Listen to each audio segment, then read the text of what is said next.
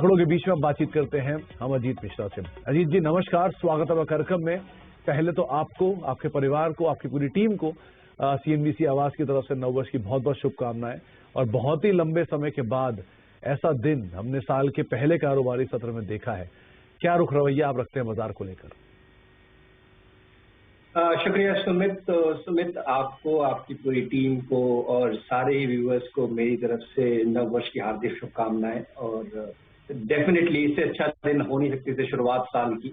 जिस तरीके से आज हमने चौतरफा तेजी देखी, और सबसे इम्पोर्टेंट सुमित कि जो देर आए दुरुस्त आए, बैंकिंग का पार्टिसिपेशन करीब 3% की तेजी बैंकिंग इंडेक्स में, जो कि काफी हद तक परेशान कर रहा था, बावजूद इसके कि आईटी इंडेक्स दूसरे एफएमसीजी मेटल, वहां पे कहीं ना कहीं पार्टिसिपेशन बीच बीच में आ रहा था, यहाँ से पार्टिसिपेशन मिसिंग था। तो जो लास्ट 2 दिन में हुआ है सुमित, बावजूद इसके कि कोई डोमेस्टिक फैक्टर से कुछ खास चेंज हुए नहीं है, जो तेजी आई है बैंकिंग में उसने मूड को काफी स्ट्रॉन्ग कर दिया है। तो उम्मीद तो यही है कि जिस तरीके से ये तेजी आई है, पहला दिन शुरुआत हुई है साल की, ये थोड़ा सा कंटिन्यू रहेगी। बिकॉज सुमित देखिए, 13 दिसंबर के अराउंड पे आप 17,640 के अराउंड पे थे आंकड़े पे। आज आपने उस लेवल को रीटेस्ट किया है, तो उम्मीद ये है कि इस लेवल को आप सरपास करेंगे और नियर टर्म में आप 17,750-800 तक के लेवल्स देखेंगे। तो एटलीस्ट इंडेक्स के लिए मेरी रिकमेंडेशन ये होगी, इंट्राडे में आपको एक डिप मिल जाएगा 17,600 के अराउंड पे, तो वो एक बाइंग अपॉर्चुनिटी होगी। 17,510 का आपका स्टॉप लॉस होगा, 17,750 से लेकर 800 तक के पहले टारगेट के लिए। जो सबसे बड़ा कंट्रीब्यूटर रहा बैंकिंग इंडेक्स, वहां थोड़ा सा समित मुझे लगता है कल के सेशन में थोड़ा सा यहाँ पे पॉज दिख सकता है, कंसिडरिंग कि काफी स्ट्रॉन्ग मूव आया है ऑफ लेट पिछले 2 सेशन में। और 36,650 के अराउंड समित यहाँ पे मल्टीपल मूविंग एवरेजेस का रेजिस्टेंस भी है। तो मेरी रिकमेंडेशन होगी कि बैंकिंग इंडेक्स को आप थ्रू ऑप्शंस प्ले करें। 6 जनवरी वाली 36,500 की जो कॉल है वो करीब करीब 300 के अराउंड पे ट्रेड कर रही है, वो 250 के अराउंड पे मिलती है, तो वहां पे आप लॉन्ग करें 150 के स्टॉप लॉस के साथ 450 तक के टारगेट्स के। अच्छा, तो आप इसको ऐसे समझें कि निफ्टी के केस में अगर आपको गिरावट मिलती है तो 17,600 के आसपास खरीदारी करें, 17,500 डीप स्टॉप लॉस रखेंगे और आप तेजी की तरफ पोजीशन को रखेंगे। निफ्टी बैंक के केस में अगर गिरावट मिले तो आप आउटराइटली खरीदारी ना करके आप निफ्टी बैंक की कॉल में खरीदारी करेंगे। 36,500 की कॉल देख सकते हैं जिसमें आप खरीदारी कर सकते हैं। अजीत का मानना है कि यहां पर तेजी आएगी, लेकिन एक डिप का इस्तेमाल करके आप ऑप्शंस के जरिए जाए, आउटराइटली इसमें खरीदारी ना करें। तो बाजार में अंडरलाइंग तेजी ही मान रहे हैं अजीत, और तेजी इंडेक्स फ्रंट पे तो एटलीस्ट आपको देखने को मिलेगी। वो ये बात सही भी कि निफ्टी बैंक आज जोरदार तेजी में गया और जितनी शॉर्ट्स थी मेजरली कवर होते हुए दिखाई पड़े। अच्छा अजीत, इंडिविजुअल कॉल्स में रहेंगे, बैंक के बाहर जाएंगे, कोई स्टॉक तेजी में, क्या कोई मंदी में भी है? नहीं देखिए सुमित, मैं वही अभी इससे पहले मार्केट को स्कैन कर रहा था पोस्ट मार्केट, तो कहीं पे कुछ मंदी का तो ऐसे कोई नेगेटिव इंडिकेशन तो नहीं दिख रहे हैं, एक्सेप्ट फ्यू स्टॉक जहां पे कि ओवरऑल ट्रेंड ही नेगेटिव है। तो मेरे हिसाब से मार्केट के ट्रेंड के साथ रहना समझदारी होगी, और ब्रॉडर मार्केट्स में भी काफी स्ट्रॉन्ग तेजी बनी हुई है, तो मेरे दोनों ही स्टॉक लॉन्ग साइड पे रहेंगे। मेरा पहला स्टॉक होगा एबी कैपिटल का। ऑफलेट सुमित काफी स्ट्रॉन्ग वॉल्यूम्स के साथ स्टॉक में सर्ज आया है, और जिस तरीके से अब इसमें काफी लंबे टाइम बाद अंडर परफॉर्मेंस के बाद यहाँ पे बाइंग इंटरेस्ट दिख रहा है, वॉल्यूम्स काफी ज्यादा शार्पली राइज हो रहे हैं, पार्टिसिपेशन आ रहा है विद प्राइस के साथ। नियर टर्म पे 140 तक के टारगेट्स के लिए आप एबी कैपिटल को लॉन्ग कर सकते हैं। यहाँ पे 124 का स्टॉप लॉस रहेगा आपका। एक्सेप्ट बैंकिंग, जहां सेक्टर में मुझे सुमित लग रहा है कि कल के सेशन में जहां फोकस रखना चाहिए वो है मेटल्स में आज भी काफी स्ट्रॉन्ग ट्रैक्शन देखने को मिला, चाहे वो VADL हो, टाटा स्टील हो, हिंडाल्को हो, JSW स्टील समेत। मुझे लगता है कि यहाँ पे आपका फोकस होना चाहिए कल के सेशन में। यहाँ आपको स्ट्रॉन्ग ट्रैक्शन मिलेगा, एक मार्जिनल हर्डल दिखता है करीब 680 के अराउंड पे, बट जिस तरीके से ट्रैक्शन आ रहा है मेटल स्पेस में, मुझे लगता है कि उसको इजीली टेक ऑफ कर लेगा, और 700 तक के लेवल्स आपको JSW स्टील में देखने को मिल जाएंगे। 670 के अराउंड पे ये स्टॉक क्लोज हुआ है, 655 के स्टॉप लॉस के साथ 700 तक के टारगेट्स के लिए JSW स्टील को भी आप लॉन्ग करें। JSW स्टील 700 रुपए तक के टारगेट्स के लिए आप लॉन्ग साइड पर जाएंगे, डे हाई पर बंधु। और वैसे भी कई जानकार आज दिन में जो हमारे साथ जुड़े थे उन्होंने बात की कि BTST के तौर पे आप मेटल को लेकर जा सकते हैं। और आदित्य बिरला कैपिटल, एक फंडामेंटल ट्रिगर ये भी है कि प्रमोटर की तरफ से रिसेंटली काफी बाइंग होते हुए दिखाई पड़ी थी हाल फिलहाल में, और वो ट्रिगर के साथ आप यहाँ पर बने रह सकते हैं। और अजीत का मानना है कि आदित्य बिरला कैपिटल को भी आप तेजी के लिए चुन सकते हैं, वहां पर भी एक अच्छा मूव आएगा।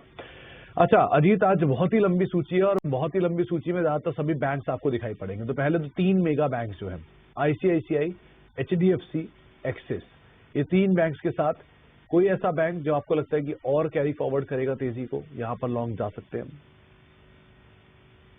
सुमित, अगर इन तीनों का ही कंपैरिजन करें ना तो आईसीआईसीआई बैंक आउटराइटली विनर होगा, बिकॉज इस पूरे ही करेक्शन में अगर आप देखेंगे तो कुछ करेक्शन भी ज्यादा डीपर नहीं रहा आईसीआईसीआई बैंक में, और हाल फिलहाल में पिछले करीब 10 दिनों से अपने जो medium term moving average 100 days था, करीब 720 का जोन था, उसको स्ट्रांगली होल्ड कर रहा था। आज के सेशन में भी इसने काफी स्ट्रांग कैंडल फॉर्म की है। ऊपर कोई खास रेजिस्टेंस नजर नहीं आता है मुझे। मैं इसी को रिकमेंड करने वाला था instead of PB capital. It's just that क्योंकि बैंक निफ्टी का एक रेजिस्टेंस है करीब 36,650 के अराउंड पे, तो शायद ये एक पॉज ले ले करीब 775 से लेकर 80 के बीच में। बट अगर आप पोजिशनली इसको होल्ड करते हैं तो मेरे हिसाब से इसमें दोबारा से पोटेंशियल है 800 प्लस तक की लेवल्स को टेस्ट करने का।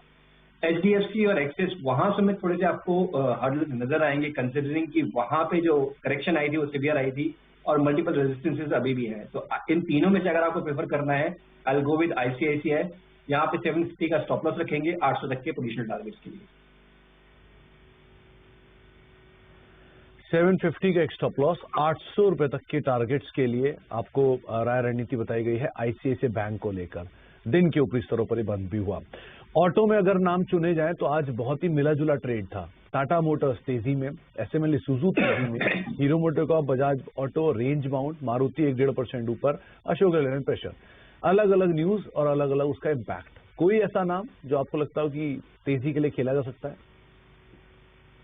देखिए सुमित, जो पूरे करेक्शन में ऑटो स्पेस में कहीं ना कहीं थोड़ा सा प्रेशर ज्यादा दिखा था हमको हाल फिलहाल में। तो जो कुछ एक स्टॉक अगर आप बात करें कमर्शियल व्हीकल सेगमेंट की तरफ से टाटा मोटर्स और टू व्हीलर में टीवीएस, उसके अलावा बाकी सारे स्टॉक्स में कहीं ना कहीं मिला जुला का ही एक रुझान देखने को मिला है। तो मेरे हिसाब से जो लीडर्स हैं उनके साथ रहिए, आप टाटा मोटर्स के साथ रहिए। आज के सेशन में गैप अप ओपनिंग के साथ करीब 3% के गेन्स के साथ ही बंद हुआ है। मेरे हिसाब से शायद हो सकता है कि 1-2 दिन ये रेंज बाउंड रह जाए, कंसिडरिंग कि एक 500 के अराउंड पे एक मार्जिनल हर्डल है। बट जब भी वो उसको निकालेगा तो दोबारा से आप देखेंगे 520 तक के लेवल्स। तो बेस्ट है कि अगर आप ऑटो स्पेस में ट्रेडिंग के पॉइंट ऑफ व्यू से जा रहे हैं तो आपको टाटा मोटर्स के साथ रहना चाहिए। आपका स्टॉप लॉस करीब 484 का रहेगा और 510 तक की इमीडिएट टारगेट्स। टाटा मोटर्स आप 500 के ऊपर के टारगेट्स देख सकते हैं और लॉन्ग साइड पर अगर जाना चाहते हैं तो इस नाम को आप तलाश भी सकते हैं। आज अजीत, मेटल में आपने बात की जीएसडब्ल्यू स्टील की, लेकिन आप कोल इंडिया जो कि इंडेक्स में मेटल के ही आता है, 6% की तेजी, सेल्स के नंबर्स आया और उसके बाद क्या शानदार मूव आता हुआ दिखाई पड़ा यहाँ पर। इनमें से कोल इंडिया या और मेटल के जो स्टॉक है, मिसाल तौर पर जेएसएल हुआ, मिसाल के तौर पर जो छोटी मझौली कंपनियां हुई, उनमें से कोई नाम जो आपको लगता है कि हाँ कैरी फॉरवर्ड कर सकते हैं? सुमित, देखिए कोल में काफी स्ट्रॉन्ग ट्रैक्शन रहा। जो आज के सेशन में यूजुअली इस तरीके के मूव्स, जब लास्ट में एक स्विंग आया था जब स्टॉक ने 120 से 185 का मूव किया था, उस तरीके के स्विंग के बीच में हमने देखने को मिला था। बाकी अदरवाइज एक अंडर परफॉर्मिंग स्टॉक रहा है ये। आज का सेशन वॉल्यूम के साथ रहा है सुमित। एवरेज वॉल्यूम 10 डेज का करीब 1 करोड़ शेयर का होता है, 3 करोड़ शेयर के साथ ये बंद हुआ है स्टॉक 6% की तेजी के साथ। पिछला स्विंग जो हाई था 154 का था, उसको भी इसने आज इजीली इसने नॉक ऑफ कर दिया है। तो मेरे हिसाब से इसमें मोमेंटम कैरी हो सकता है, 165 तक के लेवल्स आपको देखने को मिल सकते हैं। तो 150 के स्टॉक के साथ यहाँ पे भी आप लॉन्ग कर सकते हैं। इसके अलावा जैसे कि हमने बात की है जेएसडब्ल्यू स्टील की, वहां पे भी आपका फोकस होना चाहिए। शॉर्ट कवरिंग आपको टाटा स्टील में देखने को मिल सकती है, कंसिडरिंग कि वो थोड़ा सा अंडर परफॉर्म कर रहा था। और दूसरा जो स्ट्रेंथ है वो हिंडाल्को में भी काफी स्ट्रॉन्ग स्ट्रेंथ दिख रही है। बट डिस्क्लोजर वो हमने अपने क्लाइंट्स को रिकमेंड किया है ऑफ लेट, करीब 485 से 490 तक के टारगेट्स के लिए 478 के अराउंड पे हिंडाल्को ही क्लोजिंग हुई है। ओके, तो कई नाम आपको बताए गए हैं मेटल में जिसके ऊपर आप नजर बनाकर रख सकते हैं। अच्छा, 2 बैंक्स देखिए, मैं इनको भूल गया पूछना, बहुत कंफ्यूज कर रहे हैं। एक है एयू स्मॉल फाइनेंस बैंक और दूसरा है RBL bank. Positive news flow आती है तो शेयर उल्टा टूट जाता है, नेगेटिव न्यूज फ्लो आती है फिर शेयर ऊपर चढ़ जाता है, शॉर्ट कवरिंग सपोर्ट कर देती है। कैसे प्ले करें इन बैंक्स को? बहुत ही टिपिकल मूवमेंट है इनके अंदर। तो मैं देखिए आरबीएल को तो डेफिनेटली मैं रिकमेंड करूंगा अवॉइड करने के लिए, कि जिस तरीके से चीजें पैन आउट हुई हैं ऑफ लेट बैंक के बारे में, दो मैनेजमेंट ने काफी हद तक आके चीजों को सॉर्ट आउट करने की कोशिश की है, बट अभी भी वोलेटिलिटी काफी ज्यादा बनी हुई है। तो ट्रेडर के लिए थोड़ा सा मेरे हिसाब से सेफ नहीं है, कंसिडरिंग कि जहां पे कि आपके पास ऑप्शन है आईसीआईसीआई और एचडीएफसी और कोटक जैसे नामों के। हाँ, अगर किसी की एग्जिस्टिंग कोई पोजीशन फंसी हुई है, मेरे हिसाब से अगर आपको रिबाउंड मिलता है तो आरबीएल में एग्जिट करना एक अच्छा ऑप्शन होगा। एयू बैंक डेफिनेटली सुमित, यहाँ पे काफी वोलेटाइल स्विंग्स रहे हैं। पास्ट में, और अभी भी उस तरीके का ट्रेंड दिख रहा है। मुझे लगता है कि एक रिबाउंड भी अगर एक्सटेंड होता है तो करीब 1130 1140 वो एक लेवल तक आपको रीटेस्ट करने का पॉसिबिलिटी दिखती है इसमें। बट मेरा मानना यही होगा कि इसमें भी मेरी रिकमेंडेशन ये होगी कि आप कोशिश करें कि हायर लेवल्स पे एग्जिट करने की, और शिफ्ट करें किसी स्ट्रॉन्ग प्राइवेट बैंकिंग नेम जो हमने बात की, चाहे वो HDFC हो, चाहे कोटक हो, चाहे ICICI। तो HDFC, कोटक, ICICI ये 3 नाम देखिए, और अजीत का ये मानना है कि RBL बैंक को आप अवॉइड कर सकते हैं। इसमें आप ना लॉन्ग जाए ना शॉर्ट जाए, क्योंकि ये बात सही है कि किसी भी साइड के ट्रेड्स ना इसमें लेना बहुत मुश्किल हो रहा है। आज सुबह भी खोला नीचे नेगेटिव न्यूज फ्लो पे, फिर एक अपडेट आया और स्टॉक में क्या स्ट्रॉन्ग शॉर्ट कवरिंग देखने को मिली। अच्छा, कुछ और स्टॉक्स के ऊपर नजर डालते हैं जहां एक बढ़िया मूव देखने को मिला। उसमें बैंकिंग में फेडरल बैंक और RBL बैंक, इन दोनों पे तो मूव आए। इसमें फेडरल बैंक के नंबर्स का इम्पैक्ट था और RBL बैंक में भी अपडेट का इम्पैक्ट था। आइशर मोटर, ये नाम एक मिस हो गया। अजीत, आइशर मोटर 4.5% की जोरदार तेजी आज देखने को मिली, नंबर्स का इम्पैक्ट भी रहा है स्पेस में। इसमें कुछ ट्रेड बनता है क्या या अवॉइड करें?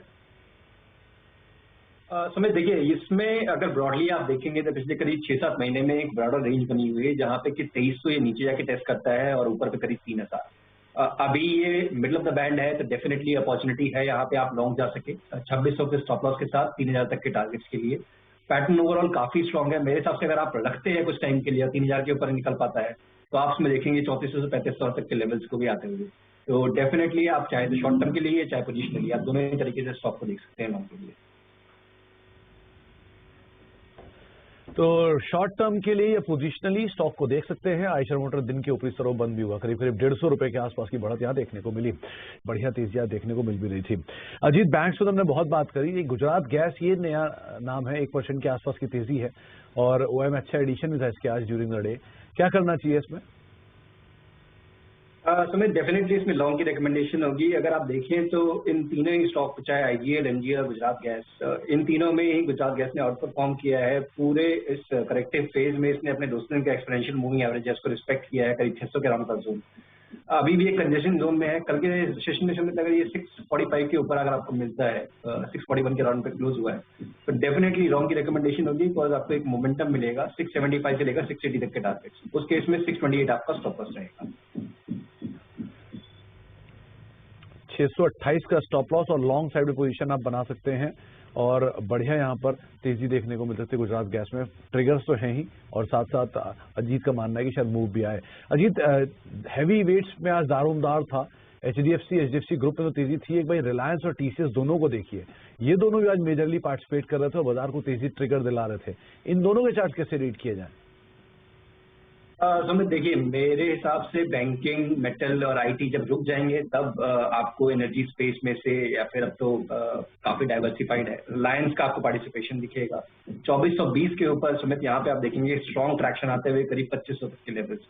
तो मेरा जस्ट फोकस उसी पे है कि जब भी 2420 का लेवल ब्रेक होगा, यहाँ पे लॉन्ग की रिकमेंडेशन होगी। और अभी भी आप करते हैं तो थोड़ा सा मेरे हिसाब से टाइम वाइज आपको थोड़ा सा टाइम देना पड़ता है। 2350 का स्टॉप लॉस रहेगा 2500 तक के टारगेट्स के लिए। और एक्सिस बैंक की भी अगर बात करें, जैसे सुमित हमने बात की है बैंकिंग की, तो एनीवेज यहाँ पे भी हमारा नजरिया तो तेजी साइड का ही है। बट एक लेवल है जो करीब 705 से लेकर 720 का, वहां शायद थोड़ा सा ये परेशान करे आपको। एक पॉज देख सकता है, क्योंकि लॉन्ग टर्म मूविंग एवरेजेस का रेजिस्टेंस वहां फेस करेगा।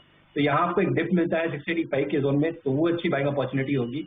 उस केस में 675 का आपका स्टॉप रहेगा, तब आपका रिस्क रिवॉर्ड फेवरेबल हो जाएगा 705 से लेकर 710 तक के टारगेट्स की। अच्छा, तो एक्सिस बैंक एक नाम, और रिलायंस, जब आप तेजी की तरफ जब सारे सेक्टर्स को थमता हुआ देखेंगे, तब यहाँ पर शायद पार्टिसिपेशन आता हुआ दिखाई पड़े। अजीत का मानना है। और ये डिस्क्लेमर भी है कि जो आप चैनल देख रहे हैं, इसका प्रभुत्व प्रबंधन वो रिलायंस इंडस्ट्रीज के पास है। बहुत बहुत शुक्रिया अजीत, हमारे साथ मौजूद रहने के लिए और बाजार पर बातचीत करने के लिए, राय रणनीति बताने के लिए।